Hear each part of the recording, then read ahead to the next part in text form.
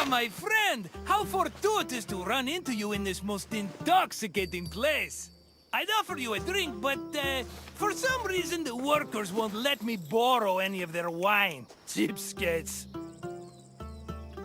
Why, I'm Marcos, of course, one of the most successful merchants in all of Greece. You really haven't heard of me? My name is known from Kefalonia to Kos. If you've ever paid money for something, I probably received a percentage. But enough about me. Let's go back to what you're doing here. You know, I once started my own wine business on Kos. It hit a bit of a snag when my investors, three brothers calling themselves the Cerberos, suddenly lost faith in me. But after they had a tragic run-in with a bloodthirsty Misthios, I was able to land on my feet. From then on, the streets of Kos overflowed with wine, and my purse overflowed with drachmae. Very sad about the Cerberus, though. Couldn't have happened to nicer people. As you can probably tell by all the grapes, this is one of Greece's many vineyards. Wine was an essential part of Greek culture, and this tour will take you through how it was made. In addition to being delicious, not to mention lucrative, wine was an important part of Greek economy. I promise I'll meet you at the end of your visit, my friend. See you soon!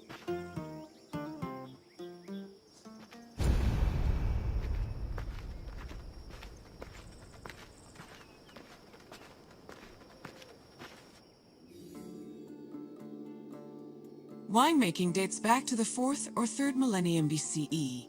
It became widespread in Greece during the Bronze Age, and within centuries the Greeks had refined it further. The first step in the process was always harvesting, where grapes grown on rows of vines were collected by vineyard workers. According to Homer, harvesting was often accompanied by music to give it a more festive atmosphere.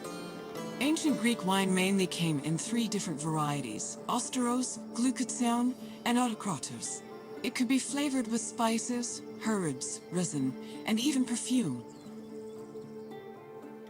It was also much stronger than modern wine, with an alcohol percentage of approximately 16%. Because of this, the drink was mixed with water to make it more palatable.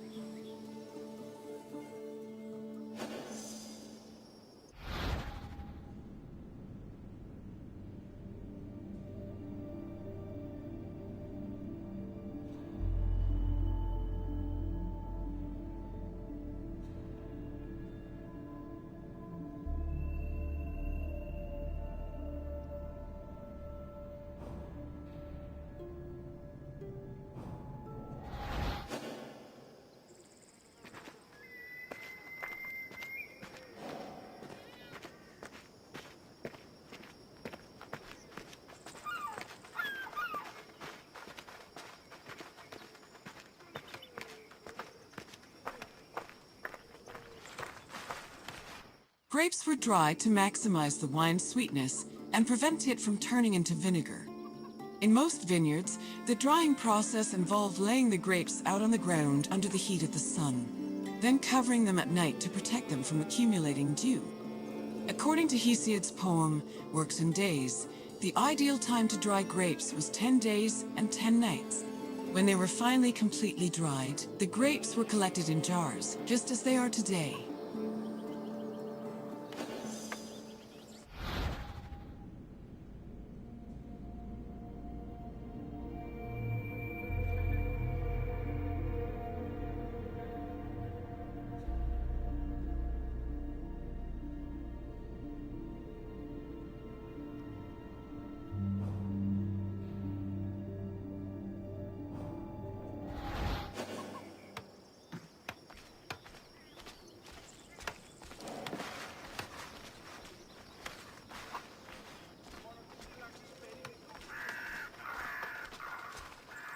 The Greeks had many methods for crushing the harvested grapes. The most common technique was to use a lenos, a large treading vat where workers stomped on grapes with their feet. Alternatively, the Greeks sometimes crushed the grapes by hand using a strainer, mashed them with a mortar and pestle, or squeezed them using a tool called a sack press.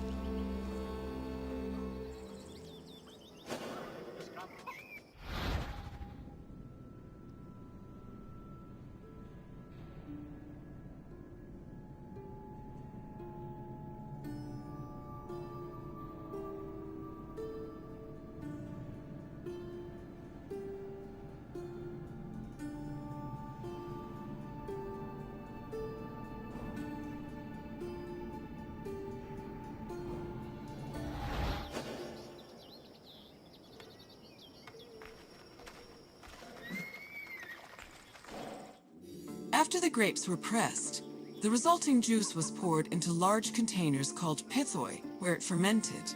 Once fully fermented, the wine was filtered through an ethmos, or sack, which separated it from the residual yeast called lees. The wine was then placed in a special storage room. The room was half buried to keep it dry and maintain a consistent temperature of 15 degrees Celsius. These measures ensured the wine wouldn't lose any of its quality before being shipped to market.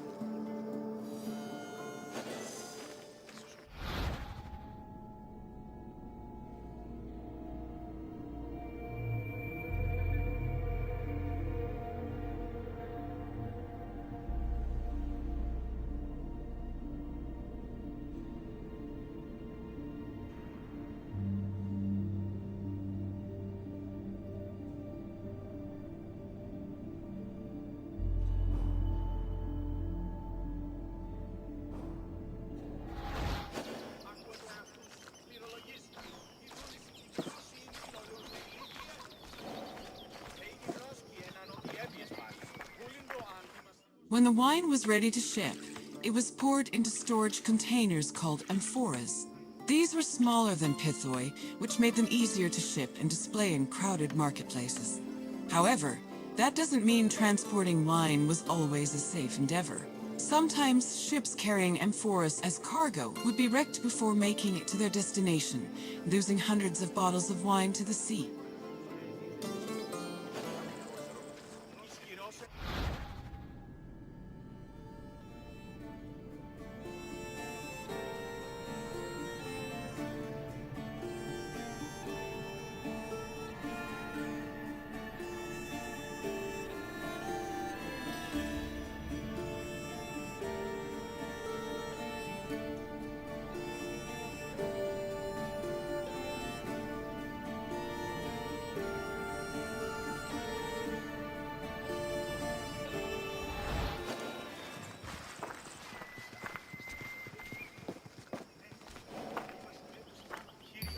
My friend, are you drunk with knowledge? I hope you enjoyed yourself learning about all the picking, stomping, and bottling that goes into making Greece's favorite beverage.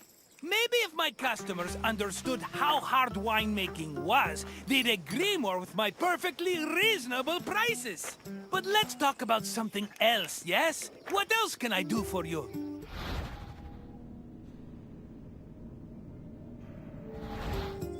You want your intelligence tested? Well, let me tell you, my friend, no one is more qualified for that task than me. Let's get started. What container was used to ship wine to the market? No, pithi were the big containers with the juice fermented into wine. But I'm fond of second, third, even fourth chances, so try another answer. And ithmos was actually a strainer, not a container. Although both words end in einer, so I understand the confusion. Try again. The linos was the vat where workers pressed the grapes. Keep trying, though.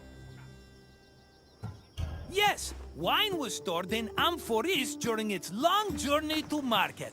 Here's another question. Which of the following wasn't a type of wine variety? No, avstyros was a dry kind of wine. Try again. No, автokrator was wine of the medium sweet variety. But don't give up yet. Glycazon was the sweetest type of wine, and my personal favorite. But it is not the correct answer. Try another one.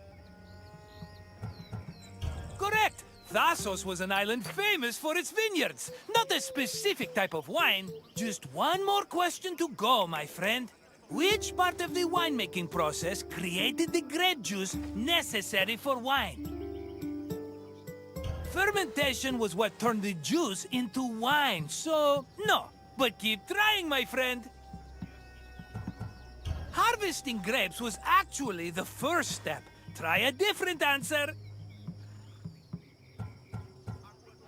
No, the wine was only shipped when it was fully fermented, filtered, and flavored. Try again.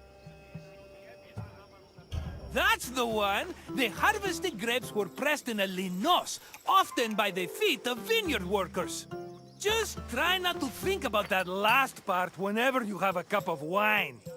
You know your wine. You're as good with facts as I am with money, and that's really saying something.